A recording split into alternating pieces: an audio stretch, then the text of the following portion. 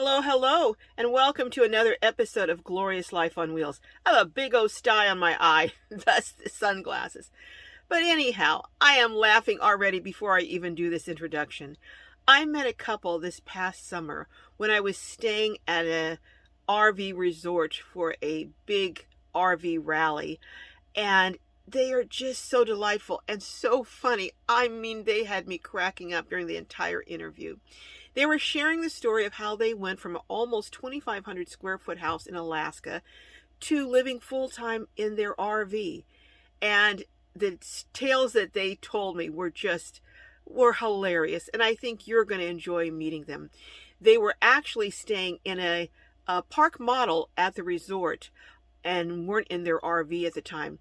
I was planning to do another follow-up interview with them and pair the two, but that never happened. So I thought, let me go ahead and air this interview and let me know if you think like I do that they would be a huge success on YouTube, and if you would love to follow them along. They are so funny and so engaging. But let me know in the comments if you agree that they should have a YouTube channel. Meanwhile, come on, let's go ahead and meet them, shall we? Hello, Vonda and Andrew. How are you? Hello, fine, thank Doing you. Good, thank you. Well, we are doing an interview, and I'm going to just pan around real quickly. But you're in a cottage here. You're not in an RV, but this is, I guess it would be considered a park model? Yes. Okay. And this is pretty cool. Now, what are you usually in? We have an Integra. We have an Integra 36U, which is a 36-foot Class A. Okay. And we tow a Jeep behind it, and also it's roughly 55 feet long. That's what we're usually in. Wow, total of 55 feet long. So this is a little departure for me because usually I'm doing a tour. But today I am just doing interviews with couples who are very interesting, and their story is very interesting. Now, you're both veterans, is that correct? That is correct. Yes. And did you meet in the military? We did not. Oh, okay. Well, so you do have that interesting background in common. Whole different story for another video. Ooh, yeah. I paid $27. I bought him. Okay, you know what? That is a story, and I'm going to have to follow up on that. But we won't do it in this one. But you live in, or you were living in Alaska. Yes. And now, okay, I'm going to ask you first, Vonda, because you said you didn't like camping. You like your conveniences, your amenities. You don't like bugs. You don't like dirt, sand, nothing that's really usually associated with camping. But you had an epiphany one day after living in Alaska for how many years? Almost 38. And that epiphany, in the short version, was what? That it led me to live a life on wheels. And had you ever considered that before? I would never have looked at an RV sideways, period, ever. I never had any curiosity about what those things had inside. But you were telling me that you had been wanting a change for a while. I did. Our kids had grown up, we were empty nesters, and so out of nowhere, this came to fruition. And you just got on the internet, you were telling me, and started looking up about life on wheels. Well, because it's so important to me, I don't want to leave that out. Okay. Because the voice that came to me and told me to type this into the computer, that's how it all started. And what was exactly that you were supposed to type into the computer? Living on wheels. And was this like a shock to you when you saw how many people were living like this? I was like, when I typed it in, and all of a sudden the screen populated with all of this information, and I was like, this is a thing? I mean, I was like completely mystified. This is a thing? And the voice said, yes, it's a thing and you can do this. And so that was the beginning of our journey. Now, she told me earlier that she put this on you, kind of laid it on you when you came home from work that day. Did you think that she had lost her mind? What did you think? I don't think she lost her mind. I know her well enough to know that there was something going on and she needed a change. Like I spoke before, for years she'd ask me, hey, let's move to the lower 48. And for years I would say, no, I like it up here, but you can go down there in a sarcastic way. Yeah. However, when she came to me the last time, I knew it was time for us to do something different. Either I was going to go with her or she was going to go without me. So there was something different. Because she said that. Because you said that. Okay. So you didn't just know it. She actually said that. Okay. So, but you were also saying, Vonda, that you had been, and Andrew, you acknowledged that Vonda had been supporting you in your career for a long time, and you felt that, you know what, it was your turn to be supportive of her dreams. Well, yeah, something like that. It's very close to that, and it's not really supporting our careers, but you know, we took care of each other, and I think she did a better job taking care of me. So it was my turn to, you know, hey, do something different. That at least we can try it and see what happens. So I'm going to ask you back up just for a second. So now that you've tried it, is this the real deal now from now on? Okay. Before he stayed in this casita, the answer was yes, okay? Okay. But now he wants a casita. Oh my goodness. Well, it's always been, hey, as we're traveling and if we find some spot that we really, really like, we would consider maybe buying a little piece of land, put it in an RV there. Or something different, and we ever felt, okay, we've done it a couple of years, and now it's ready time to stop, but we don't want to go back to Alaska. Let's consider this. And now that we've stayed in one of these, I figure we can do something like this if we chose to, and only time will tell. So tell me this, so you started RV living full time.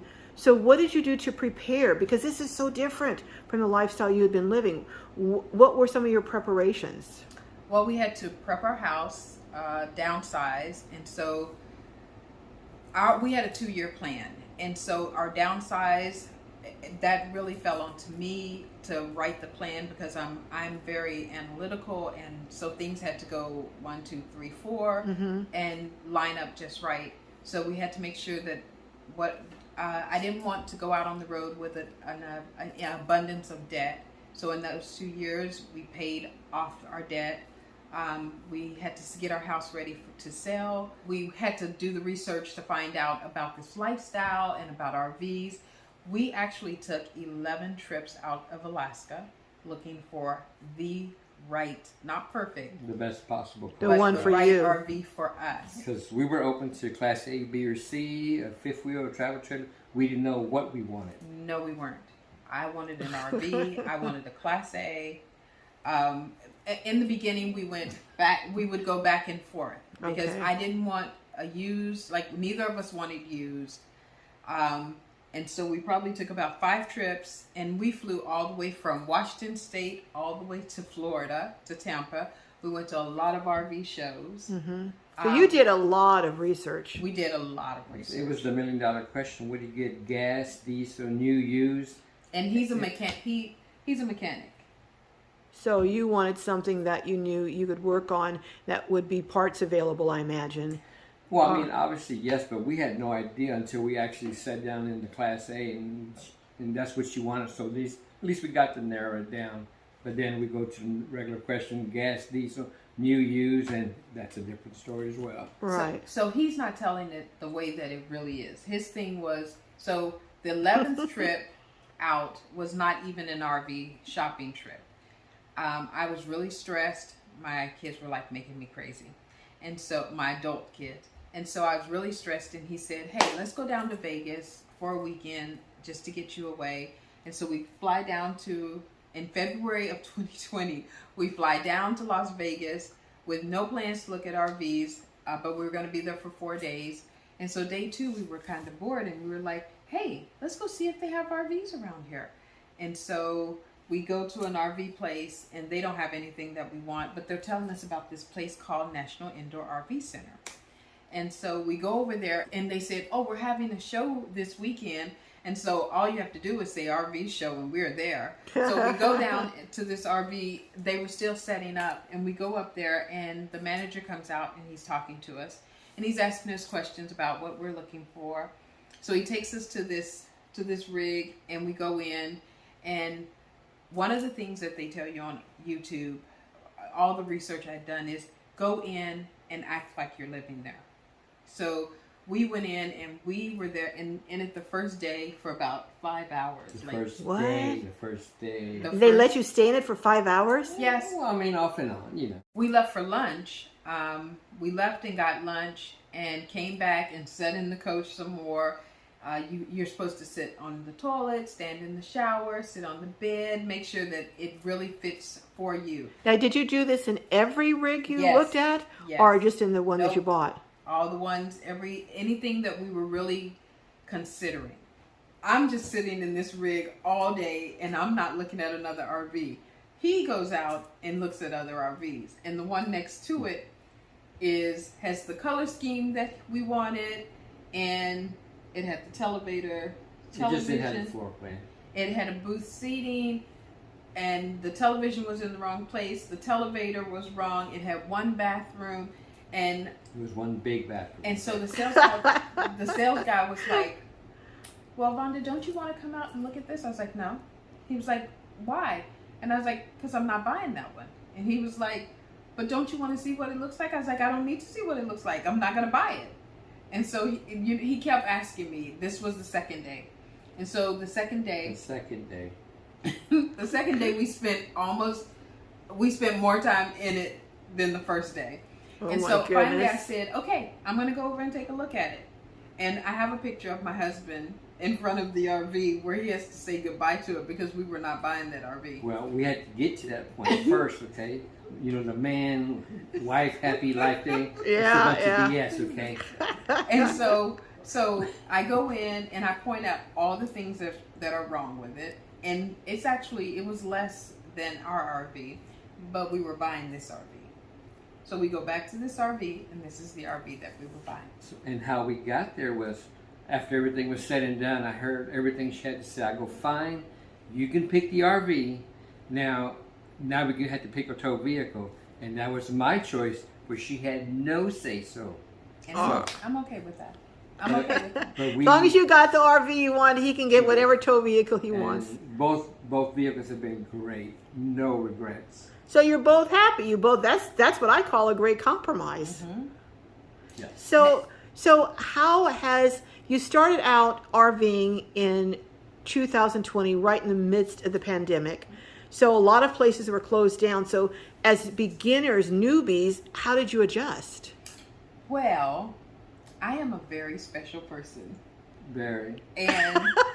And so I am a master negotiator, okay? Okay. So I negotiated when we purchased our RV that we were going back to Alaska. This is February, like the second week in February. I can imagine what Alaska's like in February. So I negotiated, we were going back to Alaska, and they were going to store our RV inside, because that's what National Indoor, they store RVs inside. And part of that was they were going to hold on because we were going to come back in a few weeks to get our RV and start Our traveling. shakedown period there. Okay. But we get back, and 3 weeks later, a pandemic breaks out. Yep, and no traveling much. And no traveling. So And- we already had put in our retirement paperwork. So we had dates to leave, and if we didn't get the coach, we just said, well, we'll quit, and then we'll find a coach down there somewhere. But luckily, everything worked out. But it was a little. So you sketchy. did start in what months did you No, start? we couldn't leave. We couldn't leave Alaska. We thought we were going to leave in March. We didn't get to leave until after May. Memorial Day in May. 20th. So when you left in May, Mhm.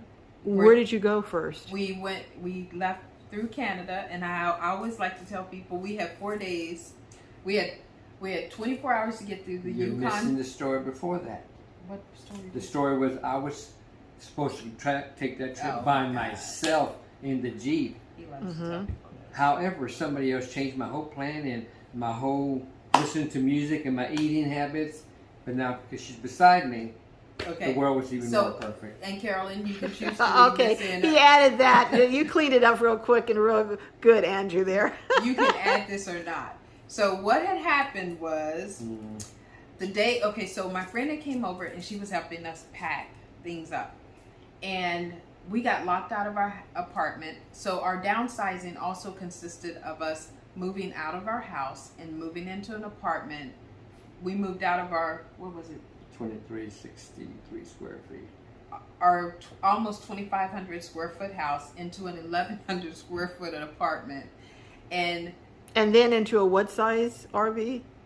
Class A? Well, it's a Class A. It's a Class A. But what size Class A? 36 foot and probably 300 to 400 square foot. Okay, so from 2,500 to about 1,100 to about 300 to 400. So that's a big change. Big drop. And I'm a collector of many things. Of everything. And so, You guys crack me up. And so what had happened was the night before he's supposed to leave by himself, we get locked out of the apartment for like 2.5 hours. Okay. And so finally when we get back in the apartment, it's late, and we go to sleep, and I wake up and I'm laying there watching him sleep, and the voice says to me, "You have to go with him." So when he wakes up, I'm sitting there looking at him, and I said, "Can I ask you a question? Can I go with you?" Took a momentary break and moved because the sun was causing a mask and blocking off the view of both Vonda and Andrew. So now you were telling us about how you woke up when he was supposed to be leaving to go on this trip by himself, and you woke up and decided you're going to go, and what did you say to him? I said to him, I said, "Do you mind if I go with you?" And he was like, this is what he really sounded like. "Sure, no problem." But this is what he really meant. "Really? You want to travel with me? Like, I've got my playlist selected. I got my food, and you want to..." So disrupt his whole whole plan. Messed up my and so mojo. I disrupted his whole plan. And so we left the day after Memorial Day. And you picked up your RV, and you've been on the road ever since? And we've been on the road ever since. So from people who were living all their lives in a home and in sticks and bricks, who one half of you can't take bugs, dirt, sand, how has this experience been? I love it. There are days like with anything, there are days that are good days, and then there are days when you are more like, do I really want to do this? But I think there are more positive days than anything. But I do want to say, you had asked a question, because we came down mid-pandemic, and a lot of places had shut down. So you asked, what was it? What did we do? We stayed in you know how people pick up their rigs, like when you buy something, you go in, you might stay 2 days to learn about it. Right. We stayed 10 weeks. 10 weeks. 10 weeks in their campground. At the place where you bought. In Las Vegas. And they hired me. But we stayed there for 10 weeks. And our first trip out, it was because it got too hot. It got to like 111. Yeah, Las Vegas gets very hot. And so we couldn't take the heat anymore. And they said, "Oh, go up north in California." And we had already planned to go to Watsonville, where Martinelli's, because we're big Martinelli fans. Okay. And so we had planned on doing that anyway. And so 90 minutes after we drive out of the parking lot, I had my first nervous breakdown. Because first of many. What happened? First of many. We stopped someplace to just get a little rest, and there was a big fruit stand, shall I say. And I parked our coach in a slight incline where it was kind of leaning. And when we usually leave, we turn the generator on because it was kind of warm. Right. And the generator would not start. And I had a nervous meltdown. I was like, "No, we can't be out here. It's not safe. We have to go back to the parking lot." Just like that. "We can't be here." And he was like, and he was so calm. He was like, "Okay, it's okay. We're going to figure this out." And he goes out the door to go work on the generator. And I immediately picked up my phone and I called the service manager back in National Indoor. And I called the service manager. I was like, "Tino, we shouldn't be out here. He won't bring me back. I need to come back. Please tell him to bring me back." And She was serious. And Tino was like, "It's okay, Vonda. It's okay. I'll talk to him. I'm going to have a tech call. call you and we'll get you back on the road. And that's exactly what they did. They were motivated too after 10 weeks. Well, they were like, no. They said, if you come back, she may never leave. So we got the vehicle running, and that we took off later on. But the following morning, I went out to do my regular checks before we headed out again. And evidently I came in with a certain look on my face. Defeat, or whatever you want to call it. And she goes, what's wrong? What's wrong? Hysterical. I go, I left the generator cover back there. And I said, I had my second nervous breakdown. Oh no, we have to go back. We have to go back and get it. And he was like, no, he's still calm. He's the calm. I'm not driving 130 miles for it to cover.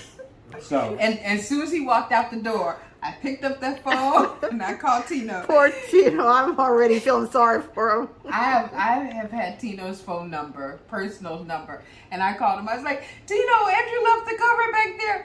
We need to come back. He won't take me to go get the cover. And Tino was like, Vonda, it's okay. There's still a door on the outside, so the generator will be okay. He said, we'll get you a cover when you get back. You're just going to be gone a few days.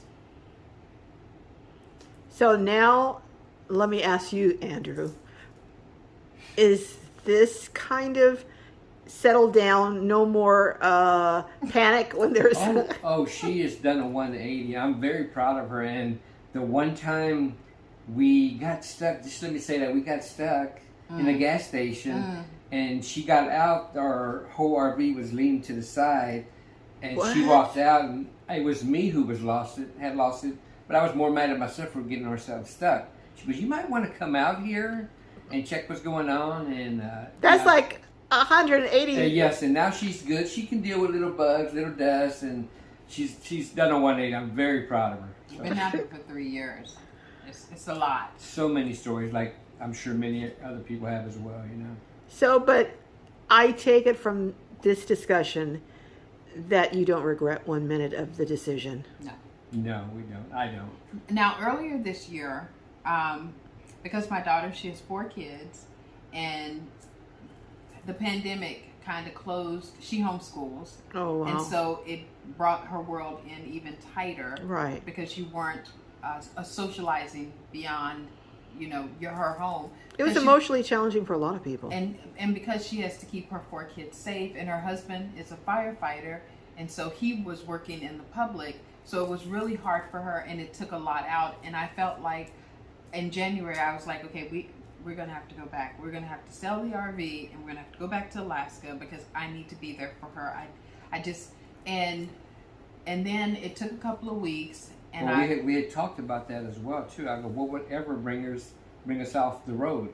And I would say, you know what, it would have to be our oldest daughter. If something would happen to her husband or something like that, that would bring us off the road. So that was kind of something like that. And then in the end, we're still here. We're still here. And what happened was I had a talk with myself, and I said, if you go back now, if you go back to Alaska, you're not going to be happy. You're not going to be happy. And remember, like you said, it was you guys' turn. Mm-hmm. You've done your due diligence as parents. Your kids are flying on their own. Mm-hmm. They've got it together, and now it's your turn. And I think so many parents never take their turn. And by the time they finally decide, well, maybe health issues or other issues, and it's too late. Mm-hmm. So, and I would agree with that 100%. So I think it's really a wonderful thing that you did take your turn and got this time just for the two of you, So you're talking about a casita.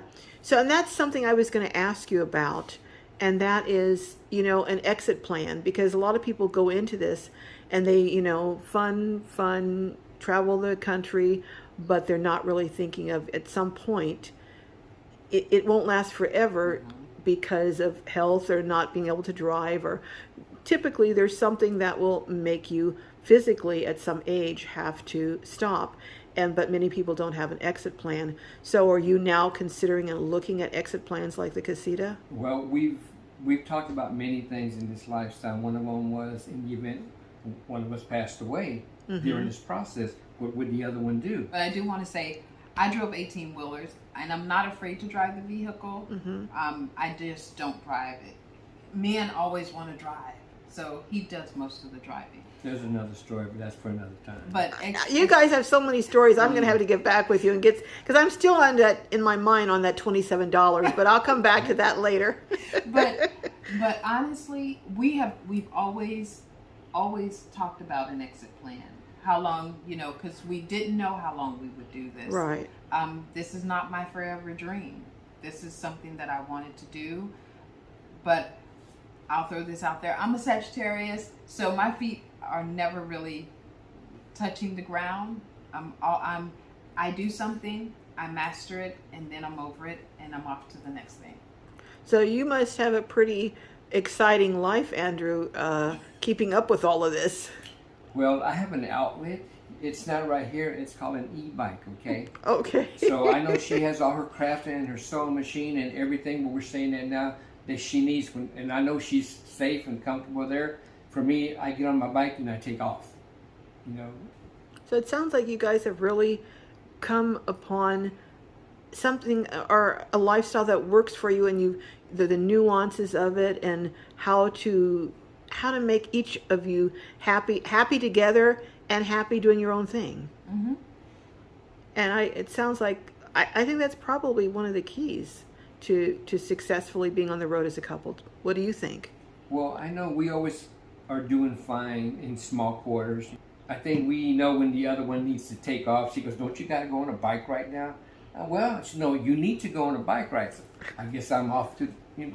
And that has been a big thing because it is such close quarters. Right. You live in 300 or 400 feet of space with two people without always being on top of each other. Right. And for me, like sometimes he'll go ride his bike, and I'm good with that. Where we are currently, I will go to the sewing room.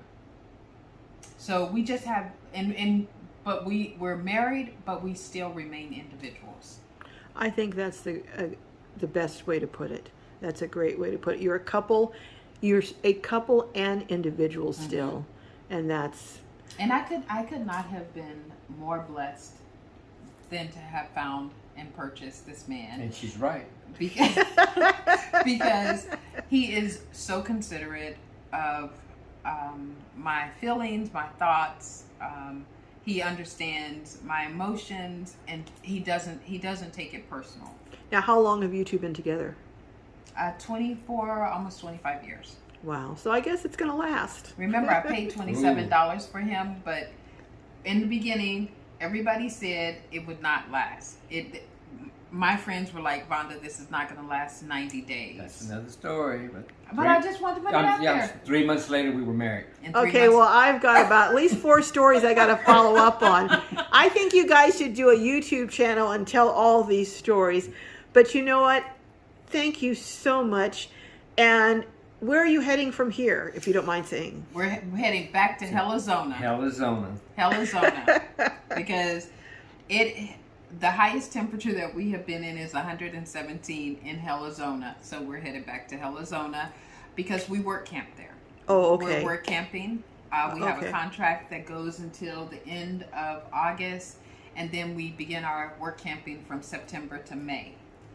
All right. Well, maybe we'll catch up with you before you end your work camping, and we can get that story about the $27 and a few other ones.